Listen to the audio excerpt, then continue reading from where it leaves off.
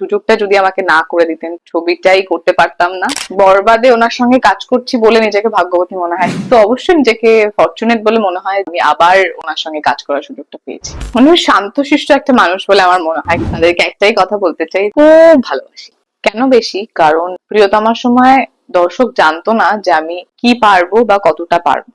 তো তখন দর্শকের এক ধরনের এক্সপেকটেশন ছিল, কিন্তু প্রিয়তমার পরে আমার মনে হয় কোথাও গিয়ে দর্শকের এক্সপেকটেশন অনেকটা বেড়ে গেছে। এখন যেটা হয়েছে যে বরবাদে যখনই কাজ করার আগে আমাকে এটা মাথায় রাখতে হয়েছে যে ওই এক্সপেকটেশন লেভেলটা আমাকে ছুতে হবে বা তার থেকে বেটার পারফর্ম করতে হবে। তো এই ছবিটা আমি আরো বেশি যত্ন নিয়ে করেছি। অফকোর্স মনে হয়, শুধুমাত্র তাই নয় যে আমি বরবাদে ওনার সঙ্গে কাজ করছি বলে নিজেকে ভাগ্যবতী মনে হয়, সেরকমটা নয়। আমি আমার প্রথম ডেবিউ ওনার সঙ্গে করেছি, তার জন্যই আমি নিজেকে খুব ফরচুনেট বলে মনে করি। আর অবশ্যই একজন স্টারের সঙ্গে কাজ করার জন্য আমার মনে হয় শুধুমাত্র বাংলাদেশ নয়, বাংলাদেশ, কলকাতা এবং বিভিন্ন জায়গায় বিভিন্ন আর্টিস্টরাই মুখিয়ে থাকে। আমিও সামহাও কোথাও মুখিয়েই ছিলাম যে আমিও একটা ভালো প্রজেক্ট ওনার সঙ্গে আবার করতে পারি।